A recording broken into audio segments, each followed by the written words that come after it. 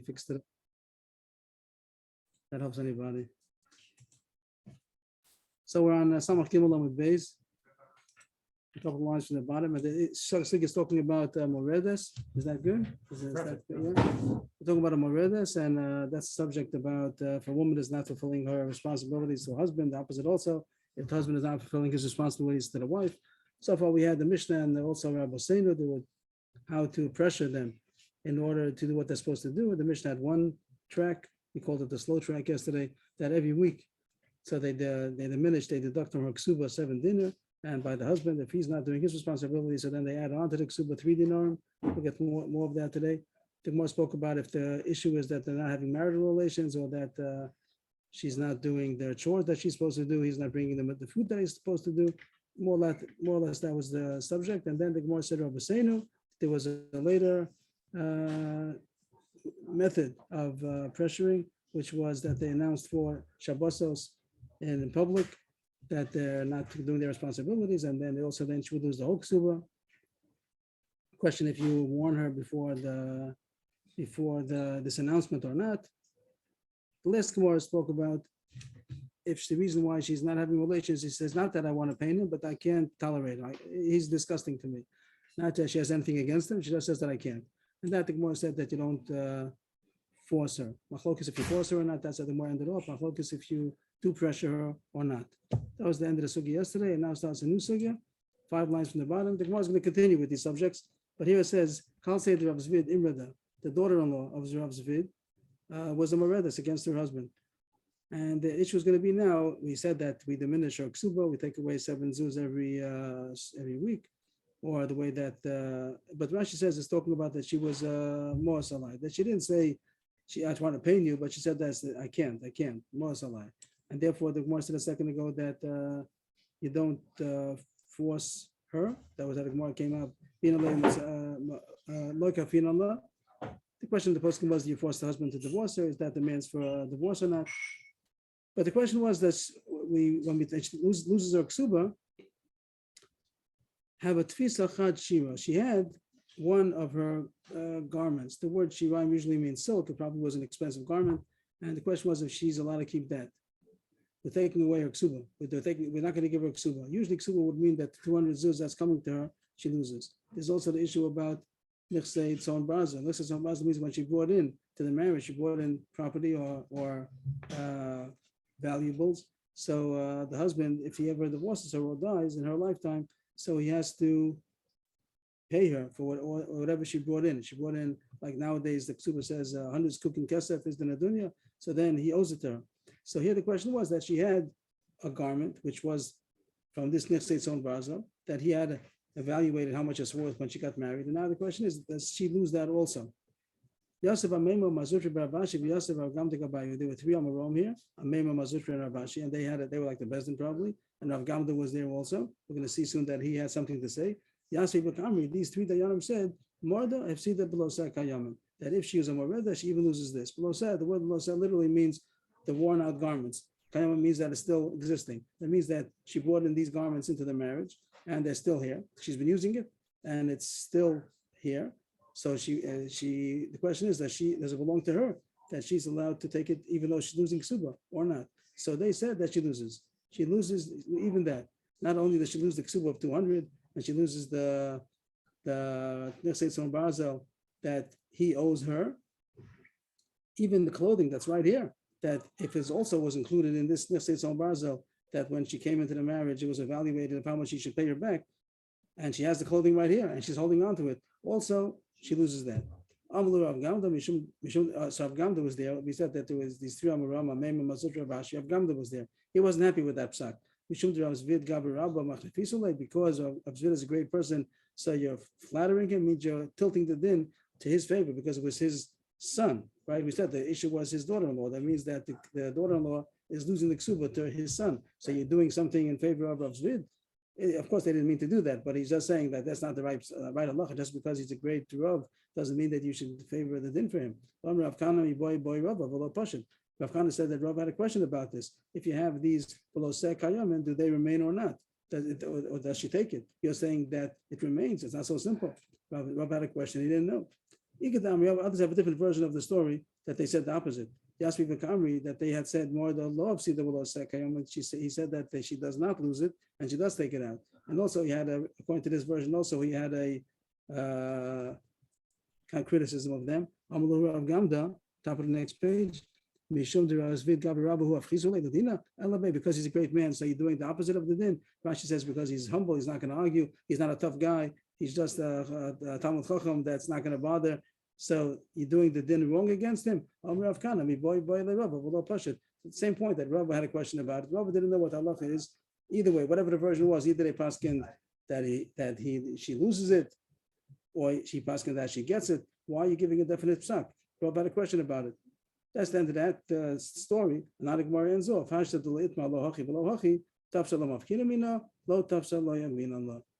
of that sugya. That here we don't know what Allah is. We really don't know what Allah is. Does she lose it or not? So the more comes out, it depends who has it. If she has it, tafsa, that she's the one who seized it. Well, she has it in her closet. She doesn't have to seize anything, but she had it. So then she keeps it. We don't take it away from her because there's one side that she's supposed to get it. But if she doesn't have it, he has it, so then you don't make it. It's like a Moshe Mechaber Olavaraya. That since you don't know, so you have to have proof in order to extract from somebody. So whoever has it keeps it. So this was the end of that sugya. The subject was called Below Kayamin, the existing garments that she has, that she was brought in as Nichsei Tzon Barzel, the estate that she brought in as a dowry, and the husband accepted upon himself the responsibility to pay for it if he ever divorces her. Here she's losing her ksuva because she's a moredes. Does she lose that also? Machlokes, not a machlokes, a suffix. Whoever didn't know, and whatever the story was in the previous two versions, we don't know what the story was, but it does make a difference. We don't know what Allah is, and therefore whoever has it keeps it. The case here is that they're not going to stay married. That this is already grounds for divorce, and either she's not doing her responsibility of marital relations, and she says that it's not my fault, that that's just disgusting, but he's divorcing her without it, she's losing her ksuba. She doesn't have rights to ksuba now. So now that she's losing her ksuba, does she lose this also? Losing the ksuba means he has to give her a get. Right. Sometimes he gives her a get and she gets ksuba. But usually when a man divorces his wife, so he gives her a get, and the ksuba means the money that he owes her because that was the agreement that Chazal made at the Takana. Here, in case that she's getting a get and she's losing her ksuba. Does she also lose this also? The next Gemara seems to be, I'm sorry, I made a mistake over here. Okay. The next Gemara seems to be out of order. That's the question, why it belongs over here. But before we said about the two ways of pressuring a woman that she should get back in shape. She's, what would be the, this literally means like rebellious. Okay, there's a nicer word to say it, but okay, we'll leave it at that. So we're trying to pressure her to get back in shape, to do what she's supposed to do. So we have the slow track of the Mishnah, and we have the faster track of Rabbi Seinu, either to do it in 7, diminishing from her ksuba 7 zuz a week, or the other thing was to make public announcements for 4 weeks in a row. Now it says, that also said by a Isa alive. He said, if she said that I can't have relations, also could be over there that she loses the ksuba and he divorces her. Now it says we do put pressure. We don't give her the get for 12 months. This seems also to be pressuring her, that even though we diminished it till 0, let's say the case of the Mishnah, we'll go with the Mishnah's case, that we deducted from the ksuba 7 zuz every week, and it's already, we made a cheshbon 28 weeks already, and she lost the whole thing. So now he's going to divorce her, but still we don't give the get for 12 months. I think in order to pressure her that she maybe will still give in. And during these 12 months, during these 12 months, she doesn't get supported. Usually the husband supports her. Now, so she wants a get. She's getting a get if she likes it or not, because she's not being a wife. So she gets divorced, but we don't give her the divorce. Means the husband can get married now. He's allowed to get married even if he has a wife. A man's allowed to have 2 wives. But the woman, that she's going to be divorced, but we don't give her the divorce document for 12 months, and she doesn't get mazonos during that time. She's not getting supported, and she can't remarry. So we're putting on the pressure on her. So it's the 28 plus the 52. That's what it sounds like. The 28, first she's losing the ksuba, but then we still don't give her the get in order to pressure her. It's not 52 after. Right, another whole year. That's what it sounds like. But this in the Mefarshim, I saw a big discussion. It's not a simple sugi at all. Is this going on the case of the Mishnah where we deducted for 28 weeks, we deducted 7 zuz a week, or is it going in the Rabbi Seinu? Is it talking about where they did it in 4 weeks? Is it talking about the case where she said more salai that he's disgusting, I can't have relations? It's not clear in the Rishonim which case these three lines are referring to. Here it says that there's something about holding back the get for a year without giving them mazonos. That's the end of the Gemara. Shasa means to get Shasa means a year. Shata, and let's put the period over here for a 12 second. months of the year. Right. Tracy Yachi Shata means a 12 Yud Beis Shnos Chadshei Hashana. Another way of saying 12 months of the year. 12 months of the year. It means you wait a year. we Hold back. delay the You get get for 12 12 months months. of the year. Right. Which means that you hold back a year before you give her the get. You could have That's- just said 12 months. couldn't you? Right. You could have said yes. Okay. Does she So- get back the Kesuvos? She gets in. If she gives in. Yeah, she gives in after they took off every week. Very nice question. I just saw the Ramban. The Ramban, there's a long Ramban that's very, very long. So it's like you can stay on the sugi for a long time. But the Ramban talks about that question and he says he doesn't think so because if yes, then she'll be able still to make all these tricks. She's going to wait, diminishing, and then the last Shabbos, then 28th Shabbos to say okay, and she'll have relations. And then she gets everything back, and then she starts again. Then she starts playing games again. She's going to hold back. So the Ramban says that once she loses it, she doesn't get it back again. Even if, but I saw that just in passing. But there was a Ramban that spoke about it. That does she get back the ksuba if she agrees? This could be that we're pressuring her without giving her back the ksuba. New sugya. This rest of this page is going to be talking about the subject about Shomeres Yavam. That's going to be maybe try to highlight it over here. This is going to be what the subject is going to be. It starts here. Amrav Tugi Bar Kisna Mashmuel. Kos v'nigeres mered al arusa. Vein kos v'nigeres mered al Shomeres Yavam. There's a case of an arusa also. We had it already yesterday. We'll bring it back right away now. That if she's a moreda, and she says I'm not going to have relations, even if she's an arusa, which means she's not even married yet. It means she's married with the betrothal, with the kiddushin, but that haven't yet made nisuin. So there's also such a case of igeres mered. And yesterday the Gemara said even a nida or an arusa. Also the Gemara doesn't say so, but even though there's no relations, if she says I'm not going to have relations, that's also taking away his paspasalo, and therefore she also is considered a moredas. And the Gemara is not going to question that, but the Gemara, his chiddush was ein kosim igeres mered al shemeres yavam. There's a man died without children, and now the wife is supposed to do yibum with the brother-in-law, with the late husband's brother, and she doesn't want to. She's a shemeres yavam, and she says I'm not gonna go through with the yibum. The Gemara is going to talk about if she doesn't want to do the yibum or she doesn't want to do the chalitza. But let's say a general case, she doesn't want to do anything. She says I'm not going to do chalitza, I'm not going to do yibum. So is she considered a moredes? She didn't yet marry the yavam. She's on deck for yibum, and she says I don't want to. I'm not going to. Is that considered a moredes? And do you go through the whole process of pressuring her or not? So Shmuel said not. That was of Tugi Bar Kisna Shmuel, that ain't close when Igeres married. The Igeres married means like the psak. Igeres is a letter. That means the psak of Bezdin that they write that she's a moredes, and we go through the whole process, either the Mishnah or Rabbi Sain or whatever you're supposed to do. So he says no, there's no such thing of making a Shomeres Yavam into a moredes. Meisvei, we had the price yesterday. It said openly that you do. Here it is. Afilu Shomeres Yavam. Meisvei, Achas Avrusa, Nesua, Afilu Nida, Afilu Chola, Afilu Shomeres Yavam. Let's make that into a kash over here. Sorry, trying to get here. It says Afilu Shomeres Yavam. This Bryce says that a Shomeres Yavam. There is such a thing of a Geras Merim, an Arusa or a Nida, or she's a sick woman and she's a Shomeres Yavam. In all these cases, if she says I'm not going to have relations, she's considered a moredes. So the Bryce is against Shmuel. Lo kasha. The Gemara is going to try to get out of it. It's going to take a few steps. The Gemara is going to try different options. Lo kasha. Kansha tava who? Kansha tava he. First, the Gemara says tries to reconcile it. That the question is who's being mored? Is it her or he?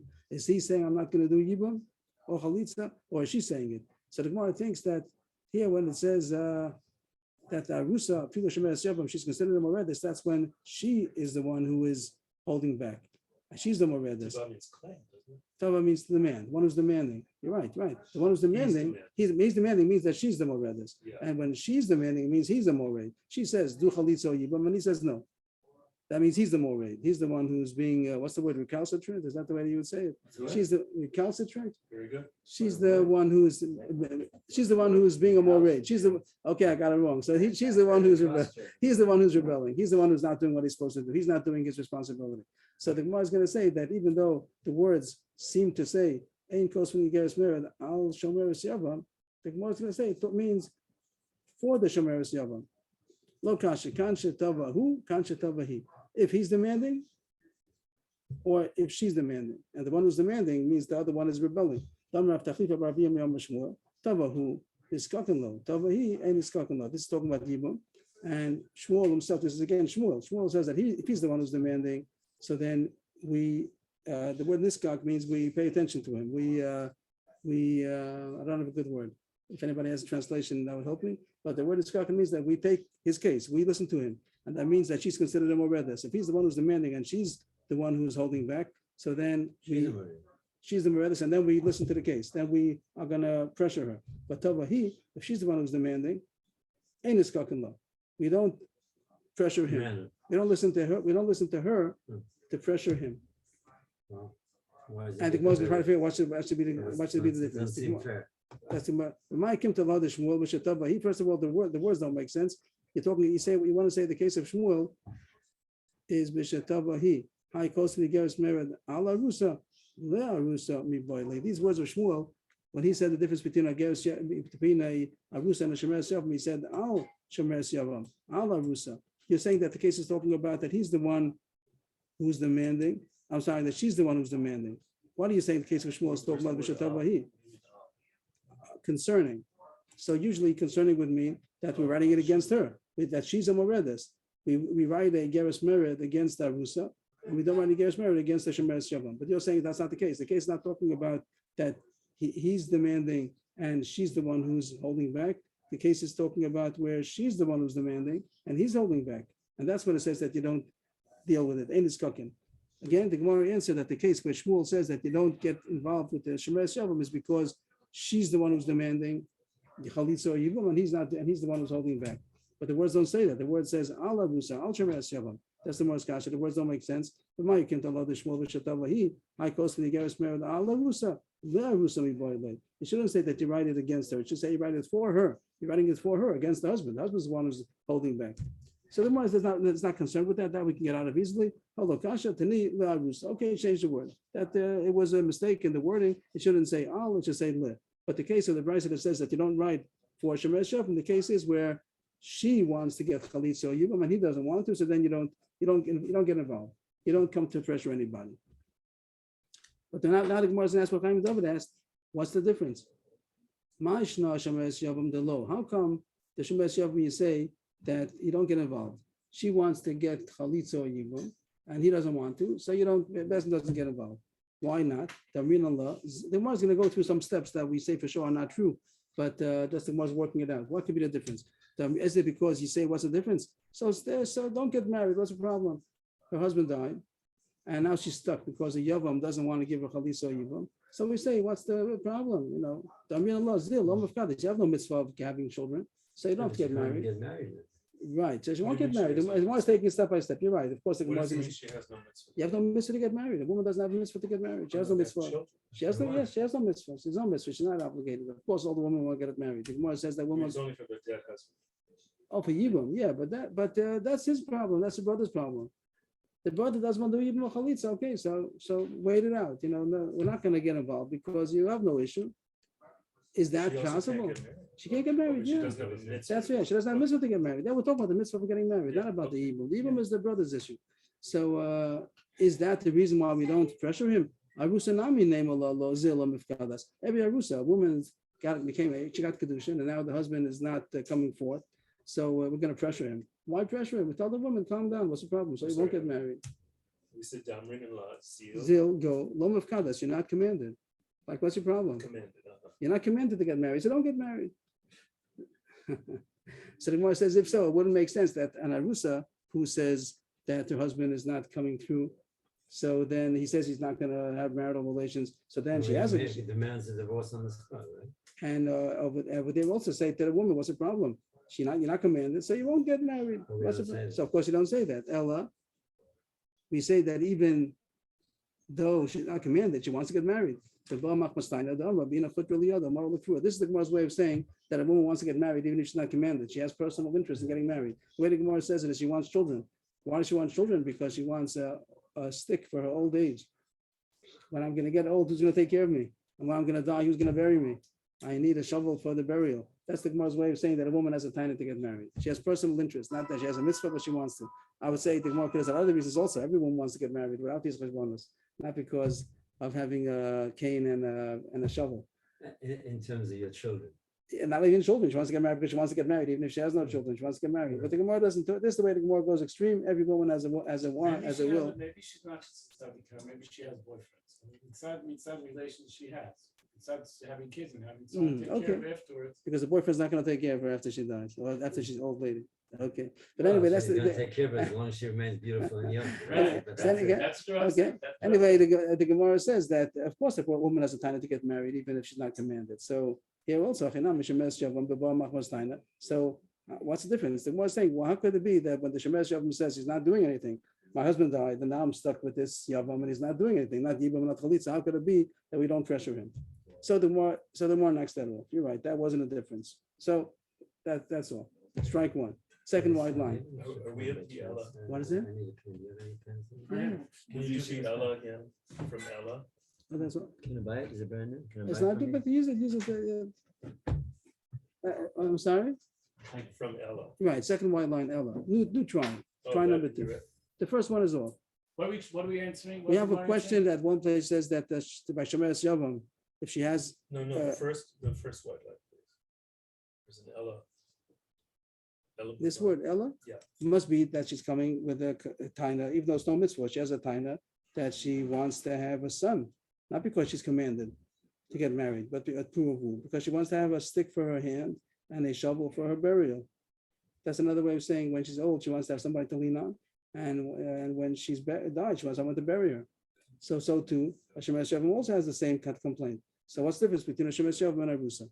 To zoom out, the subject is that Shmuel said that on a Shemeres Yavam, we don't pressure her to do Chalitza or Yibum. That's what it seemed to say. We had a question, someplace else it says you do. We tried to answer if we're pressuring him or her, and that didn't work. So back to the question, a contradiction. Shmuel said that you don't pressure the Shemeres Yavam if she doesn't want to do Chalitza or Yibum, and the Bryce said that you do. So the Gemara try number 2. He's the one who's demanding, and she's the one who is holding back. And contradiction.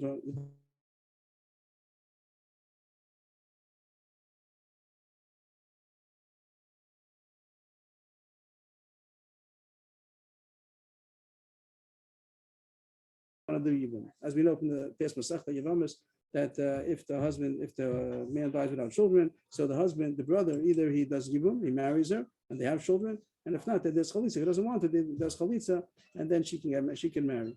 So what is he demanding? Does he want to do Chalitza? Does he want to do Yibum? And what is she agreeing to? And not, she's not agreeing to anything.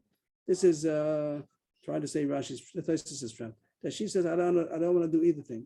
If he wants to do Chalitza, if he wants to do Yibum,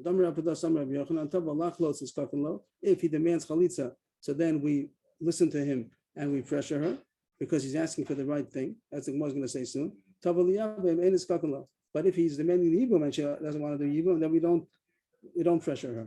And the Gemara is going to try to figure out what's the difference.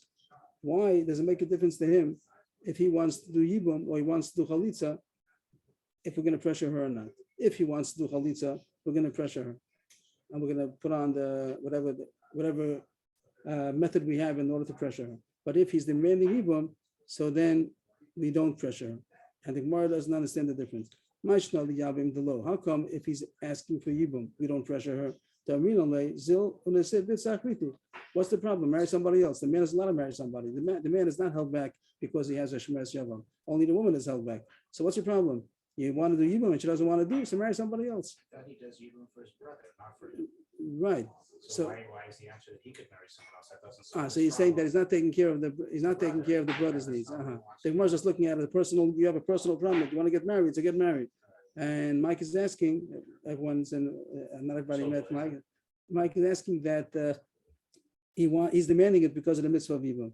I didn't think of it. It could be that that's not enough reason to, the whole issue over here about Moredes is not because of the mitzvah of Yibum. It's only about the personal relationship between the man and the husband, not because the mitzvah is being held back and the brother's losing out. But it's a nice point.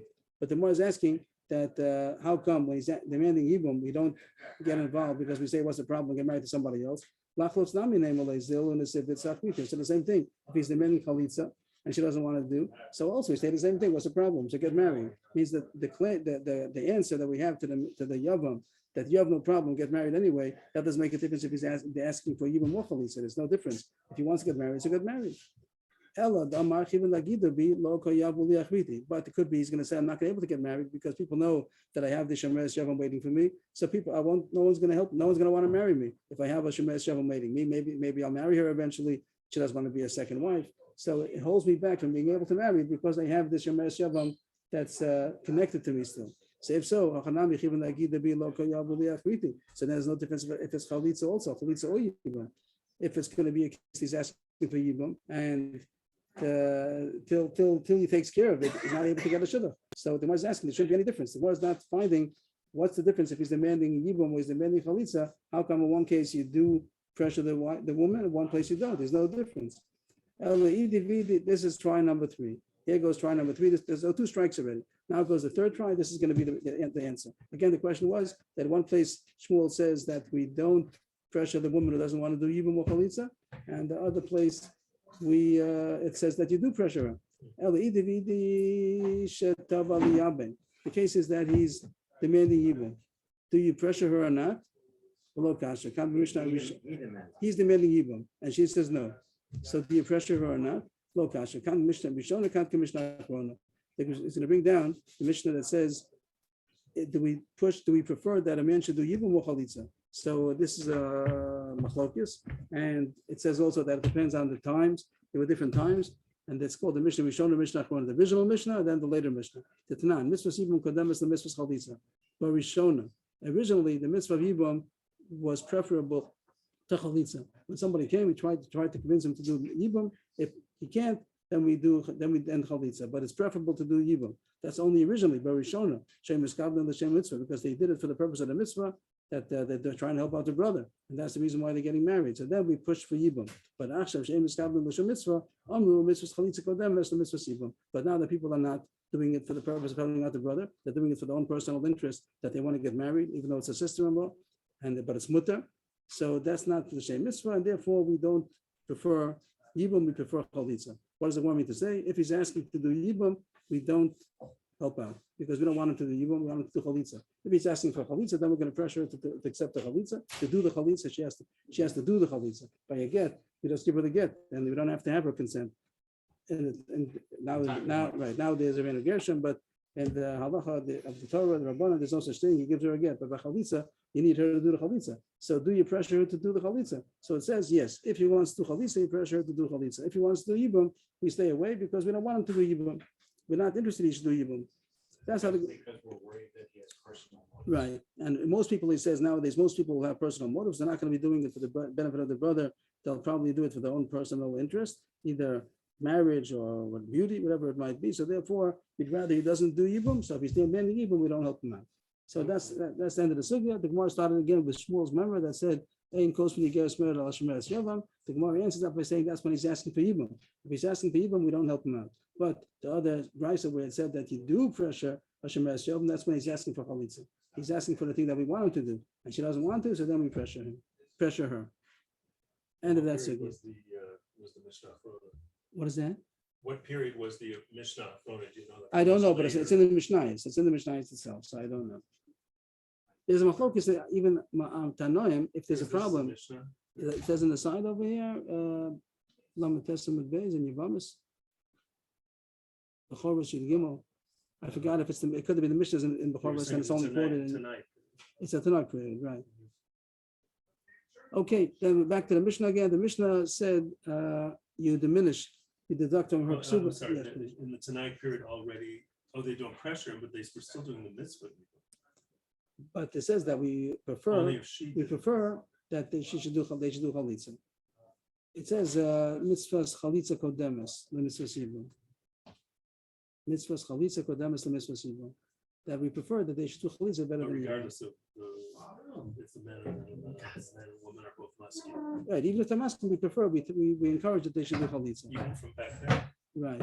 The really machlokes tanon Abba Shol and Rabbanan. that is not a If kasha on the fact that Hashem, why did he set it up this way? because If the that's the way vision, human nature is, no, then human nature changed, means that people were bigger tzaddikim originally, it comes out. human nature changed. The people became more materialistic, more physical, more, that people could have been on a higher level. Hashem planned that the world should be on a higher level. The truth is that the whole issue is machlokus because the Abba Shol is the one, I think, who says that the intention is a problem, that if he's intending for a personal interest, so it's not a good, not such a good yibum. And the Rabbanan argue and say that it is. It means this machlokus, even in halacha, if this is only assuming that he has to have the good intention for his brother's benefit. But it's not so simple. The other Tanam argue The exception is who? for his brother's benefit. This The is, rabbis? I think Abba Shol is the one who says that if he doesn't have the good intention, so then it's problematic, and that's what we're That's concerned Abba with. Shaul. And I think that's what the Gemara is going now. But so those who argue and say that not so, that even if he has personal intentions, the yibum is fine, and even lachatchila, and according to them, they would do yibum. And we mentioned that even Allah, I think that the Yemenites do yibum, even nowadays. If they're maybe legally, that's maybe a question legally and things like that, that the law of the country might get involved. But as far as the halacha, so the Yemenites would paskin yes to do yibum, lachatchila to do yibum. Nowadays, the Ashkenazim surely don't, even the Sfardim I think also don't do, they do chalitza. He said, we mentioned somebody that was in the yeshiva over here, that he was a son of Yibum. From the Yemenite community, he was a son of a In Yibum. the case. yeshiva? In the yeshiva. And Rabbi Rav Yechon, Kahaneman was son of it. a son of Yibum. Oh, no, I'm sorry, not a son. Here, that someone had died without children, and his brother married the wife, Yeah. and the son born, was a big Talmud Chacham. Nowadays, the Ashkenazim wouldn't allow it. The Ashkenaz Bezdin would say no. The government also nowadays, I don't know what the government says. That's the question, that maybe nowadays, that's what we said, that nowadays that people might have personal interest, so then it wouldn't be such a good year. No, but a regular marriage is okay, but here it's a sister-in-law. Which would normally be forbidden to. Right, unless- and only because the husband now died without children, that's why it's an exception. The Torah says usually it's chiyuv kares to marry a sister-in-law. There's no mitzvah yibum, and your If- brother died, Then it's right. It's also to marry a sister-in-law, chiyuv kares. sister-in-law, because he's married your brother, but once your brother's dead. it's- No, even after that, So right. Yibum is an exception to. the- Right. All the rayas are us even after death of the reason of the relation, with one exception is wife's sister. That's the only exception, that after a wife dies, he's mutter to marry the sister. In a lifetime, if he divorced, they wouldn't be allowed to marry a sister, or take both at the same time. Even if he divorced, they're also not. But if she died, then it is mutter. All the other arayas, mother-in-law, daughter-in-law, sister-in-law, everything is also even after the relating factor died. The Mishnah said that. How much do you deduct? So it said 7 zuz per week, and Rabbi said 7 tarpek per week. And also if the husband is the one who is the recalcitrant one, he's the one who's not fulfilling his responsibility. So you add on to the ksuba, how much? The Tanna Kama says 3 zuz, and Rabbi says 3 tarpek. What's a tarpek? My tarpek. Amar Rav Sheshes, istira. It's a coin called an istira. Kama stira, palga the zuz, a half a zuz. So it comes out that it's the half. The Tanna Kama says a zuz, he says half a zuz. Tanna Kama says 7 zuz, he says 7 half zuz. Tanna Kama says by the man who's a moraid, so 3 zuz, and he says 3 half zuz. He explains himself here. He says that 3 tarpek in the case where you're adding on to the ksuba because the husband is a moraid, so you add on 3 tarpek per week, which he speaks out, which is 9 more. Why is that? Because a zuz is 6 more. So a tarpek is 3 more, and 3 tarpek is 9 more. So here he speaks out more to know how much a tarpek is. But what's interesting to the Gemara is the next word that he says. It comes out that the payment of the increase on the husband's ksuba of 9 more comes out to be a more and a half per day.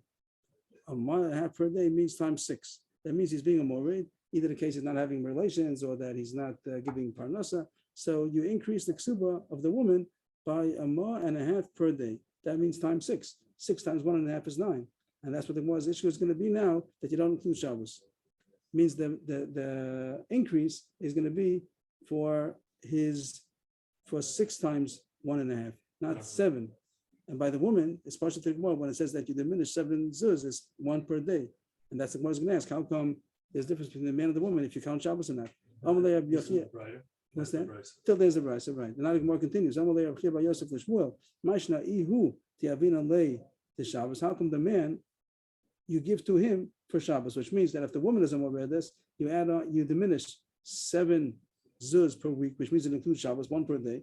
Well, Mashna ihi the lo yavin alei the Shabbos. How come she, when you're adding on to her ksuba, because he's being a morid, you don't give her for the Shabbos. You only add on 6 times 1.5. You don't say 7. The answer is a side issue. He who does so become osfa on the base mercy Shabbos. How much a side issue it means inherently there's no difference. If you're adding or subtracting, it shouldn't make a difference to the husband and the wife. If Shabbos, yes, Shabbos not. There's no difference. But the issue is, does it look like you're getting money for Shabbos? Schar Shabbos means that you're not supposed to make money on Shabbos. Even if you're not doing malacha, you're not supposed to make money on Shabbos. Anytime people make money on Shabbos, they have to do it in a permissible way. If somebody's a babysitter or a waiter, even though you're not doing any Yisurim, but you're not allowed to make money on Shabbos. So usually what they do is have law that they put it all together, that I'm not charging you only for Shabbos, I'm charging you for Friday Shabbos or Shabbos Sunday. What? So why not add a 7th? I mean, instead of 9, why don't they add whatever it is and divide it by 6? Isn't the woman losing out because we're worried about Shabbos? We're worried that Shabbos, it'll look like she's getting paid for Shabbos. Right. That's So- before you go. Just want to explain. You're ahead. Just explain that the one saying difference between the man and the woman is that by the woman that you're diminishing from the ksuba, so then there's no schar Shabbos over there. Diminishing the ksuba doesn't look like anybody's getting it. It's true that the husband is gaining, that he doesn't have to pay so much, but that's not called schar Shabbos. But by the woman, where you're adding onto the ksuba, it looks like she's gaining something. The deal is making money on Shabbos. So what's your question? So, and what's it supposed to be, 9 a week?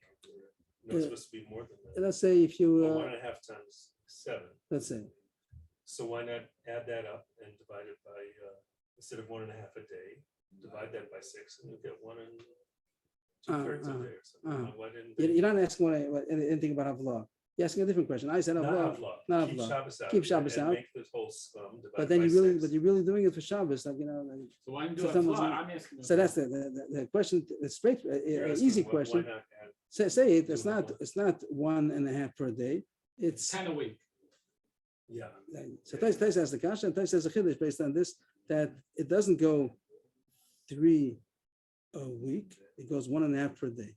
That means that, like when you go parking, so it says, the first hour is this, and then every partial, did you get into, once you get into the hour, you pay for the whole thing or not?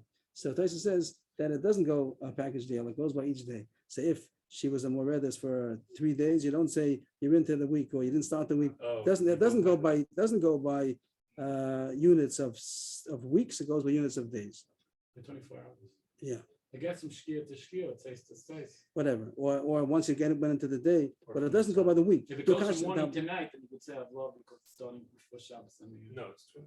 It goes by the calendar day, Sunday, whatever it's going to be, Yom Rishon, Yom Sheni, like you say, but Taisa asked the kasha, and he says it's there. It says it says on the side that Ein Mosif L'Chol Shabbos Yachad, Ela Masha Ola. Here's the Taisa over here, that you don't make the whole package deal of Shabbos. It goes according to each day.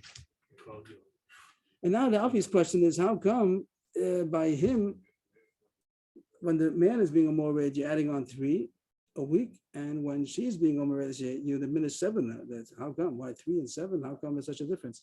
How come you don't say the same price? Either you should diminish the same amount that you add. Why is there a difference in the monies over here? How come we're subtracting from the woman more than we add on to the man? We saw me. Look in the market of the znus. Who pays for who? Means the man pays for the woman. That means that the man has a bigger urge than the women have. The women don't have this big urge. So here we're learning that's talking about that holding back from marital relations. So it's more painful to him than it is to her. The man has more pain when he's being held, when he's not able to have relations than when the woman is. You see, by the znus. Someone asked me once we learned Tanakh, and always talked about the zona. Always the zona is the woman. And someone in the share asked at the time that how come he doesn't understand that? He sees in the street that the men are the ones who are more aggressive, not that the women are. How come in the Tanakh you find the zonas always? So the answer is simple, that the zonas are doing it for money. They're not doing it because of their urge. They have a way to make money. But the men are the ones who are interested. That's why they're the ones who are getting paid. Not that the women are running after the men and the men are going to charge a fee. So that's what the Gemara is saying, that the urge of the man for relations is more than the woman's. That's why he's gonna, the money that is diminished from her is more than the money that's added on to him when he's holding back. Double off, I'm yes? sorry, so then how's it go? Me, Sofer, Who hires who? Uh-huh. The man hires the woman. That means he's the one who needs it more than she needs it. Double racha, zeh yitzra mebachutz, v'zeh yitzra mebifnim. The Gemara says another point that when a man has an urge, and then the erection is noticeable. Not that anybody's looking at him, but it means that it's more obvious and more demeaning to him, the fact that he has an urge that he's not able to have a wife. By the woman, even though she has an urge, but nobody sees it. It's not, she also, it's not something that's noticeable on the outside, so it's not as degrading. So that's why it's a bigger pain for him, and therefore we diminish her ksuba more than double of how much we add on to her ksuba if he's the one who's holding back. I had a point on this whole issue of the whole Gemara about him. I read this, that we try to pressure, and here the Gemara talks about just the urge, even without, of course, the relations is supposed to be in a way of marriage and closeness and intimacy. And here it's just a question about like zonos, like znus. The relations of husband and wife are not supposed to be like znus, just for the enjoyment without the emotional connection. But here the point is that if they're not doing what they're supposed to do, so at least that he has the husband and the wife, they all have a schus, a shibud, that the other one should have relations, even if they're not doing it the right way. So we still could talk about just the physical urge, even without the emotion that's supposed to be correctly the way they're supposed to be the His right urge way is of. more noticeable, like others will see that he wants to be married. Right. So then it's going to be only in the case where people could see it. If it's noticeable, if it's in a place where people see that he has erection, not usually people don't see. But Oh, it you just could, means the physical. the urge. physical, right, the physical urge of erection, right? If you had two wives, then He- it'd still be the case. or- Right. You're right. So you're saying that it's not such a pain if he has another wife. That's an interesting point. Very nice. I didn't think of that either. That a person who has a wife, so he doesn't have the problem of he has an urge without having without having an outlet. So will the Gemara change then? Will Allah change? Chazal made, Pashto made a Mhm. A low plug. That usually people didn't have two wives. Like you see the Gemara today, we just had it before, that he's not going to be able to get a shidduch if he's married already, or if he has a yabam waiting for him. They point out that even though it's mutter, you don't find even in the Tanakh, I think, that people have more than one wife besides kings. By kings, you find that they have more than one wife, but you don't find in the Tanakh. Someone mentioned that, I'm not sure, I didn't check it out if it's true, but it wasn't usual to have more than one wife. And in the Gemara also you only find by Yibum they had more than one wife. They didn't have more than one wife, even though you have to be wealthy. The Gemara says, but it could be that even if they're wealthy, also it wasn't practiced. You don't find too much in the Gemara that someone had two wives. It's only a bit the Eved situation. Avram, was the Eved. Also, only if they needed it for a case like the wife didn't have children, by case of Yaakov, that it was put onto him, it wasn't something like Achila. So it seems it's not the norm. Next Mishnah. Hamashra is ishto al yidei shalish. If here, the Rashi says the word mashra means he's supporting her, he's feeding her, he's giving his wife, but to a third party. It means that he's not living with her. That usually the case would be that the wife and husband and wife live in the same house, and whatever they have food, they have food. They don't have to have how much he has to give her. But if he's not living with her, and we'll see soon that he visits once a week, but there is such a setup where they won't be living in the same house, and the Mishnah is going to talk about how much food he has to give her, how much clothing he has to give her, how much furniture he has to give her for her studio apartment. What's the third? The third of what? A shalish means that to a third party. That's A third person. right, which doesn't have to be a third person, but it means that he's giving money that someone should take care of her, which is another way of saying he can put it straight into her bank account. But the point is, no, whatever reason it might be that he's away for business, whatever it might be, in a way that he's not together with her. So she's being supported. What's his minimal obligation to support her? The mission is going to end off that this is the minimum. This is even for the poorest person. The mission is going to say at the end, if he has more money, he has to give more according to their standard. So it goes about wheat and barley. Maybe as we go along, we'll highlight it. So it talks about minimum of each. It talks about chitin. Oh, either two kav. A kav, we're going to see a kav is about 24 eggs by egg volumes of wheat. So the measurement is measured by a kav. A kav is the measurement of 24 egg volumes, and that's two kav. And two kav is going to be the amount of wheat he has to give her. Or if he chooses to give her sorim, only abba kav and sorim. If he gives her barley instead of wheat, he has to give double, 4 kav a week. And this is the amount that translates into food? or This is money? food. This is food. This is the This is amount of food. food he has to give her. He has to give her money to get so much food. He has to give her this amount of food, 2 kav of chita in a week. That's good so far? Mhm. Anyway, it doesn't, it's interesting, it doesn't say how many fruit, or it does say fruit. It's going to say how long it is. First one is chitin. It also says if you give it to Sorim, then it's double. Rabbi Yossi, the pasuk la Sorim, Rabbi Shmuel, Shei Samach Le'edom. Only the one who said that 4 kavan of Sorim is Rabbi Yossi, is Rabbi Shmuel talking because he lived next to Edom. He lived next to Edom, and over there they had Sorim. The Gemara is going to fix up the Mishnah because other people eat Sorim also. But the Gemara is going to say that the fact that he had to give double Sorim, that's a lot. So that's because they lived near Edom, and over there they didn't have a good quality Sorim. But that's going to be the Gemara. The way the Mishnah says that Rabbi Yossi said that Rabbi Shmuel is the one who said Sa'orim because he lived next to Edom. The next thing is about kitnias. How many legumes does he give her? So it says Chatzi Kav kitnias. Half a kav. Again, we said that a kav is about the volume of 24 eggs. So this would be Chatzi Kav, like the volume of 12 eggs. That's how much kitnias he has to give. And how about oil? Chatzi lug shemen. A lug. You can think of a kiddush cup is supposed to be a revius alug. So 2 kiddush cups full. We have big kiddush cups. Kiddush cups is Sheikh Hazanish. But whatever size the revius is, and this is double. Revius, this is a chatzi lug. Half a lug of shemen and also grogros. Grogros is dried figs. A cup of grogros. Grogros is like maybe some kind of a dessert that she has sweet fruit. Also, it says there's another choice over here. Oh, mana devela.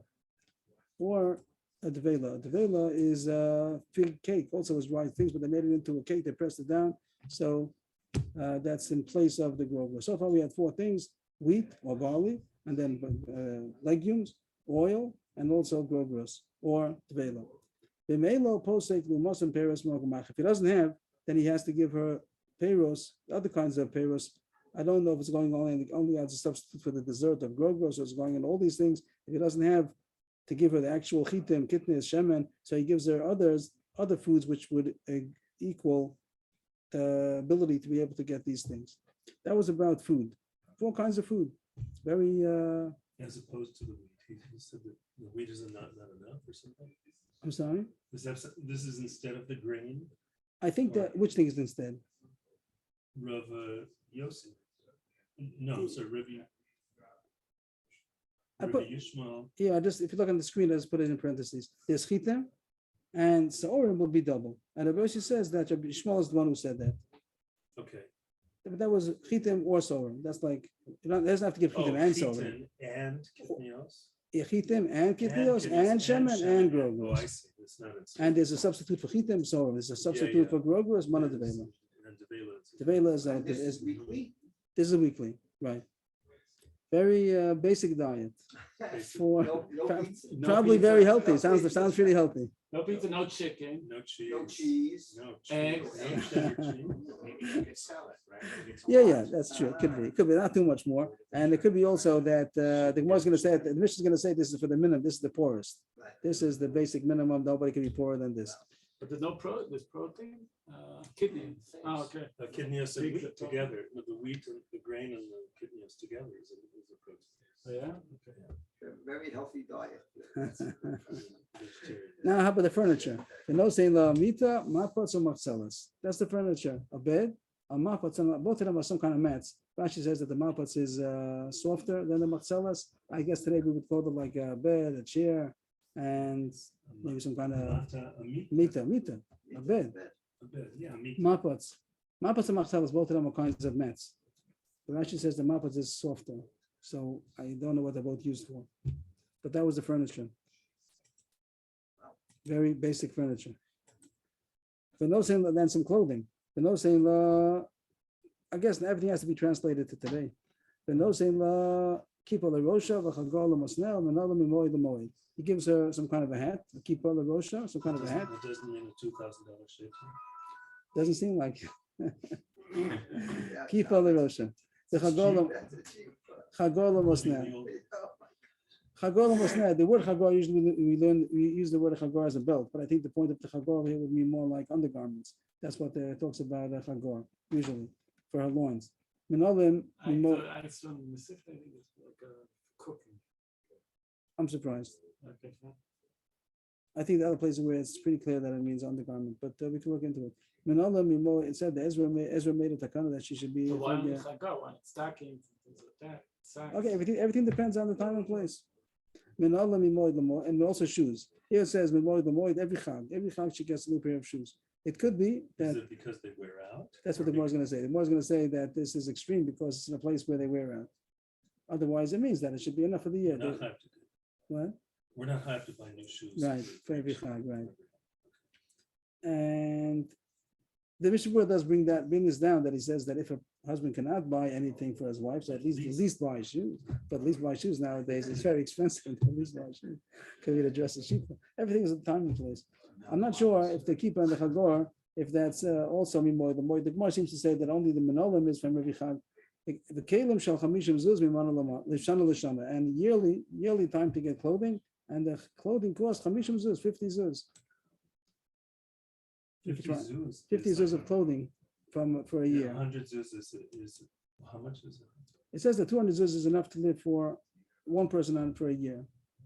Right, so 50 is a quarter of a year. Right, so that's a lot. The clothing costs a quarter of how much to support it would take to for a year's for one person. So clothing of 50 zuz, we could also find out in the buying power of those days how much 50 zuz was. But zuz nowadays translates to silver. Silver is very cheap nowadays. I don't think it would be enough. Was But- clothing more expensive, right?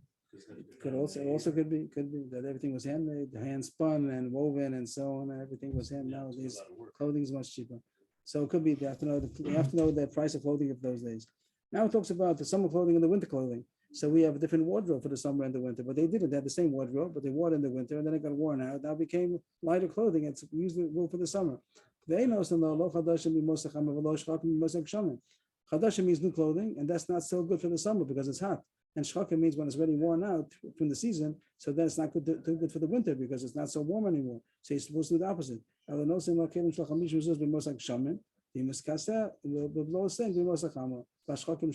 So he gives her a new clothing every year. He gives her in the beginning of the winter, and then she wears it during the winter and it's warm. And then by the time it comes to the summer, she continues wearing it, and now it's light clothing. It's already worn out a bit, and then it's comfortable to wear in the summer.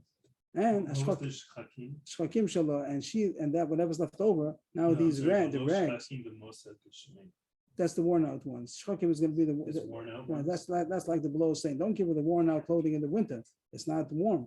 Give her the new clothing in the winter, in the beginning of the winter, and then she uses the worn out clothing. Oh, that's like in the why summer. we were saying that the shchakim are like grinding. The word shochik sometimes means grounding. Here we're saying that it means That it's the worn out. worn out. Okay. Maybe there's a comparison. And it ends up hashchokim shallah. The rags left over after she finishes the summer, she wore it for a whole year, she's allowed to keep it. Means that he doesn't take it back. He's going to give her new clothing now. He doesn't take back the leftover rags that she has from last year's clothing. She has the right to keep that. The Gemara is going to talk about what does she use that for. And no saying more kesef l'tzarka. He gives her an allowance of spending money for other things that she wants. He gives her a more kesef, which is not so much money, for other spending. She wants some trina, some peanuts. She wants something on the side. So also he gives her some spending money. Also, even if I'm sorry, how often is it? These it's are a week, weekly still? weekly, everything's weekly. Weekly, yeah. And they eat together every Friday night, even though the whole week they're not living together, but Friday night they're supposed to eat together. The Gemara is going to say pshat, maybe it means more than that, but the words literally would mean that they eat together. But maybe it was relations. Maybe it means relations, right? I would think that one leads to the other. I think the idea is. Could that be it it should goes be the together, option, should but be the simple words in the Mishnah will mean that they eat together. Is there, okay, there's the famous story with the Chafetz Chaim that I heard from Palm, that, which Rebbe was it? I forgot which Rebbe was it. A certain Admor, a certain Rebbe, he asked Chafetz Chaim if he could eat with him Friday night. If you could eat by them. If he could be invited to him, he'd like to eat by the Chafetz Chaim. So the Chafetz Chaim said yes, for sure. I forgot which Rebbe it was. And then the Rebbe said, they sent back that our custom is that the women eat in the other room. So is that also possible? So he sent back, so I gave her a ksuba. I gave my wife a ksuba that she has a right to eat with me Friday night. So I can't. So he said, no, I'm sorry. I can't accommodate you. I gave my wife a ksuba. But the ketubah said that? No, so it doesn't, an ksuba doesn't say a lot of things. Ksuba is very short. But the chiyuv ksuba means when a husband marries a wife, he has certain obligations. So he's obligated. So here it says, Unstated. well, unstated in the right. It'll be in the Mishnah or the Gemara. And then when a husband marries, he's right. It could be his only play on words because he is talking about a case where he's not living with her the whole He's not the living with whole someone. week. Then Friday night they're supposed to eat together. But it could be It that was a if nice they're living, way. it could be nice, could. loveless way of saying Or it no. could be that even if they're living together, that's the way it's supposed to be. They're supposed to eat together at least Friday night, at least once a week. They said the same thing with Rav Yaakov Kamenetsky at the Agudah Convention. He said, I don't care what anybody else does, my wife sits well. Mhm. And did Rav Pam, Maybe it's based on this Mishnah. did Rav Pam end the story? Did he have the end of the story? Did the guy come? No, of course he didn't. Of course he didn't. He did what? Well, because he just Rebbe, he doesn't really know. He's not gonna eat with somebody else's wife. No, he meant a couple times, didn't meet together, they meant the wife on one side of the table. with In the husband same on the room. other. They met in the same room. Yeah, but In the I did same a couple room. times, didn't mean that they could be talking to, they met, I like two times. understand, but that's it. Okay. I don't know the end of the story. The Ame knows in Lamar Kesef Litzarka. If he doesn't give her this weekly spending money, she keeps her earnings. We had this before. The more spoke about it. The earnings and the spending money go one for one. So if he doesn't give her the spending money, she doesn't give him her earnings. Uh-huh. Mahi Osa, how much is the obligation of the woman to bring in income? Oh, This is the sort of Ma'aseh Yada. Pashut, isn't it? The what? That's Pashut because he has to support her. That's one of, and if he doesn't, then he. This is not support. This is more kesef. This would be the more spoke about the mazonos and the more kesef. There's the mazonos that he's supposed to give her, and then there's the spending money. And the more they even change the Mishnah, that it means most of the maybe it doesn't mean the earnings, maybe it means the extra above the minimum that she's Okay, supposed to make. okay. And not that it's really interesting how the more Mishnah put it over here. I could have said all this before when it spoke about what the husband's supposed to do, what the wife's supposed to do. It spoke about Osa B'Sameh, she's supposed to spin thread. Oh, yeah. And this is the continuation of that Mishnah. I see. How much is she supposed to make? How much is the woman supposed to bring in to help out with the income? So they didn't go to work. They used to stay home and they used to spin thread. That was the standard vocation of all the women. So how much is she supposed to bring in? What's her responsibility to bring in for the parnasa? What is she supposed to produce? Mishkal Chamish Shlam Shasi Yehuda Shein Es Islam Begolav or Mishkal Es Islam Eir Yehuda Shein Esrim Islam Begolav. So it says amount of thread that she's supposed to spin.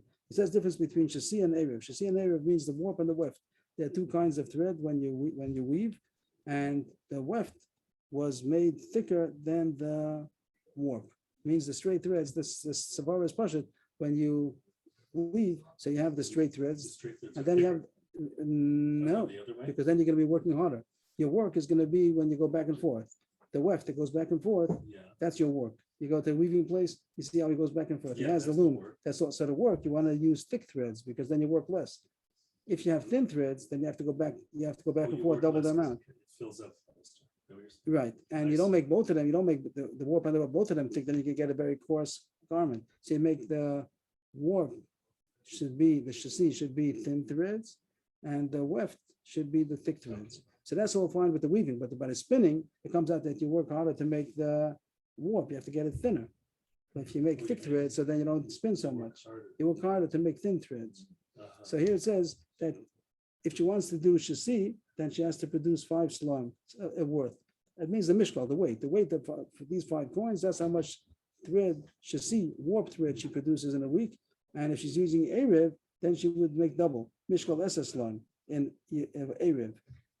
I just skipped the Galil a second. I'll put that in parentheses just to show how Where it that's says Mishtal Chamesh Salam Yehuda, Chassis Yehuda. And Oh, that's Shasi, not Shtei. no, not chassis. Chassis means Shasi. right. Thank And I'm going to put in parentheses the next 4 words, Yeah. and we'll skip. Mishkal Eser. Oh, Mishkal Eseslam Be'er Yehuda. And the Mishnah also tells you that the coinage was different in Galil and in Yehuda. That in Yehuda, the coins were heavier. So if you want to measure 5 slums weight of Yehuda, in Galil, the coins of Galil are probably half the weight. So therefore, you have to use 10 slum in Galil to know the same weight of 5 slum in Yehuda. But there's no difference. You're not working. She's not making Yeah, more in the Galil. Just the way of counting the weights. Or Mishkal Eseslam Yehuda, which is 20 slum in Galil. Okay, that's the amount that she's supposed to be working to bring help income for the husband. She spins thread, and the husband takes the thread and goes to the market to sell the thread. The if she's nursing, So then she can't work so much, and she needs more food. So you deduct from how much she has to work, and you add on to how much food she's supposed to get. She needs more food because she's nursing. This whole mission is talking about the minimum, the poorest in Am Yisrael. That's the amount. If he's more affluent, so then according to how much money he has, that's how much food he has to give her, how much furniture, how much clothing, how much shoes. The Gemara continues. If we go over time, but as much as we can do, the Gemara is impressed with the point that the 2 kav of chitim is enough for a week's food. And the Gemara is going to make the cheshbon as how much is Muslim Suda achas, how much wheat is a meal's worth, and make a cheshbon how many meals you need during the week, which will start off with 14. How many meals do you need during the week? So it start off with 7 days times 2 will be 14. Maybe Shalosh Shidduchos is 15. Maybe one sheet holds that they're supposed to have 4 meals on Shabbos, so it'll be 16. The Gemara is going to try to figure out from other places how much a meal's worth is and make the cheshbon if 2 kav is enough. That's the next. The next Gemara is going to be a bit of the calculations. And the Gemara starts off, it doesn't fit with any other Mishnahs. The other Mishnahs talk about how much is the Muslim Suda achas, and doesn't fit with our Mishnah. 2 kav is enough for a week. Kamishua, the Tanan, Mishnah David, Kamishua, how much is Eruv? Moshe says students, each person has to have the amount of food for 2 meals. That's talking about by Eruv Chatzeros. Eruv Chatzeros, yes, I think so. Mezono lechol below the Shabbos Rav Meir of you. Maybe I make a mistake. Maybe it's talking about Eruv Tchumen. Eruv Tchumen. How much is his? Eruv Tchumen. gross is, How much is the shir of a Eruv Tchumen? shiur? Shiro. The answer is 2 meals worth per person. If many people want to go down the Tchum, you put Erev Tchum down the road, it has to be 2 meals worth per person. How much is considered a meal? Weekday meal, a Shabbos meal, we're talking about the bread alone. The bread alone, how much you eat in a weekday meal, how much bread you eat in a Shabbos meal. So, Rameir says for a weekday meal, Yehuda says for a Shabbos meal, everybody means to say the lower share. Some places they eat less bread on the Shabbos meal because they have all kinds of delicacies. Some places they eat less bread in the weekday because Shabbos they have more food, so they have more bread. So that everyone needs to say the least of both, either a Shabbos meal or a weekday meal. That's enough to be considered meals worth. But now they didn't talk about an amount; they just said Shabbos weekday. But now Rabbi Yochanan and Rabbi Shimon are going to talk about actual amounts. Rabbi Yochanan and Rabbi Omer, Kika lakuach bepundion me'albasan b'sala. A loaf of bread. What's 2 meals? What's 2 meals? A loaf of bread that could be bought with a pundion, is a kind of coin called a pundion. When the price of wheat is 4 sa for a seller, when that's the going price, when that's the rate of wheat in the market is 4 sa for a seller, 4 sa is amount, is a measure, 4 measures of sa for a seller coin. At that rate, if you go to the store with a pundion, what size bread you're going to get? So we're not going to go through all the cheshbonos, but the Gemara is going to do it first. It comes out that's a 48. There are 48 pundionim in the cellar. So a 48 of 4 sa. And Rashi comes out that it's a half a count. Make the cheshbonos, comes out to be a half a count. Did I say right? Rashi is right here. Rashi says, right? And it comes out that you're buying a loaf of bread for a pundion, and you'll get 48 chatzoi kavim. So it means a chatzi kav will give a bread. This bread will be a chatzi kav. Nimso Rabbi Yochanan, the chatzi kav shtei sudos. What? The 48 pidyonim is like what? Well, so if you take a pundion and go to the baker and ask him for a loaf of bread, what are you going to get? A 48th of 4 sa.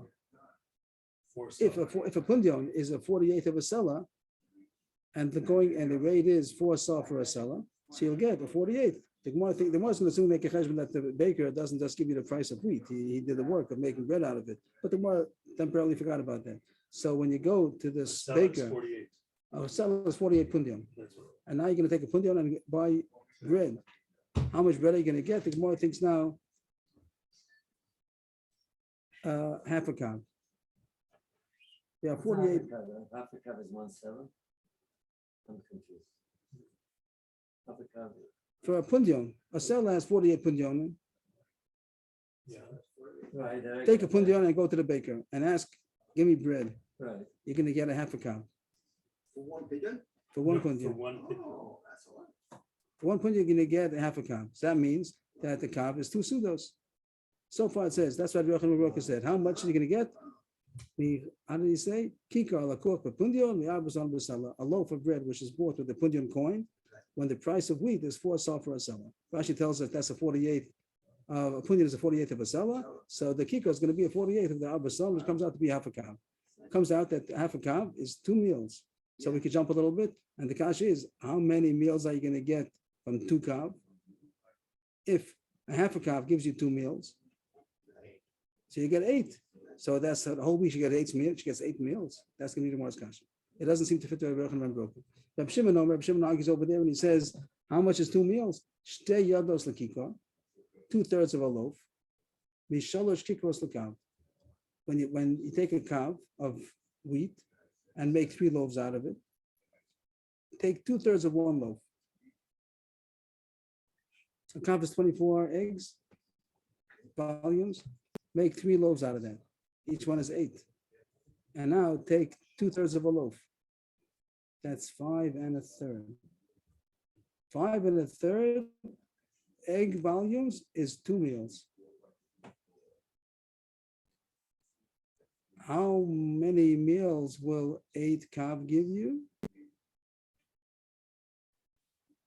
Will 8, I'm sorry, 2 kav. How many will 2 kav give you? Here it said that this 1 kav will give you 3 loaves, and a meal is 1/3 of a loaf. That means that each kav gives you 9 meals. So 2 kav will give you 18 meals. 18 meals is a lot. It's more than a week's. That's going to be the Gemara's kasha. What? 6 times 3, 6 days. 7 days. What? Oh, 7 no, you don't get 3 meals. Nowadays we eat 3 meals a day. That's like modern. They used to eat 2 meals a day. I don't know, breakfast. I don't know. They used to eat 2 meals a day. So the Gemara is asking that you have 14 is enough. Maybe Shalosh Shuddis. What do you need 18 for? That's going to be more kasha. Baruch is going to be only 8 meals. He's going to be 18, and we don't know either one. It goes on a little bit further. We can put this in parentheses if you want. The next point's over here. That's in parentheses just to know. Over there it goes with 2 meals so far was for Erevin. Then it says Chetzio Beis Hamanuga. Half of that will be for a Beis Hamanuga, a house with an egg inside. You went inside. It says over there if you stay there long enough to eat a meal, your tummy and it takes a tummy. So that's 1 meal. If somebody eats something which is tummy, he himself becomes tummy. Only if he had a certain amount. How much is that? Half a meal. How much is the share in order to be vulnerable to become tummy? Food becomes tummy. The half of call it a quarter of a meal. There's 2 meals, 1 meal, half a meal, quarter of a meal.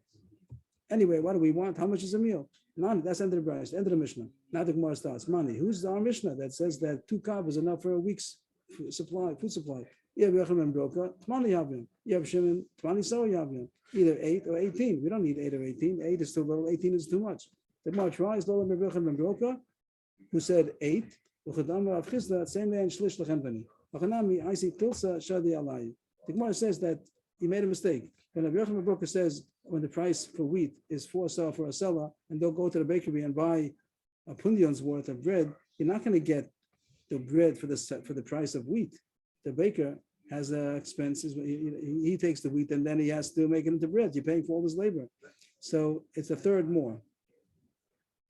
So what we have till now, 8. So instead of 8, we have 12. Still not good enough. 12 meals for a week. Akati, tati sawihabian, it's only 12 meals. Not good enough. The Gemara says, don't forget to eat together Friday night. So then that's already 13. That meal doesn't go into the cheshbon. When he comes to eat with her, so then he brings the meal. Then she comes to him, he goes to her. So that's already another meal. So 13. The Gemara says still not enough. And how did it get 13? Because the Friday night meal is on him. Oh, So- this is what he gives her when Right, he's so how away. many are we talking about? He said that 13 would be enough. Why? 2 meals a day. How many meals a That's day? 14. 6 times. Saturday day. I'm sorry? Saturday day.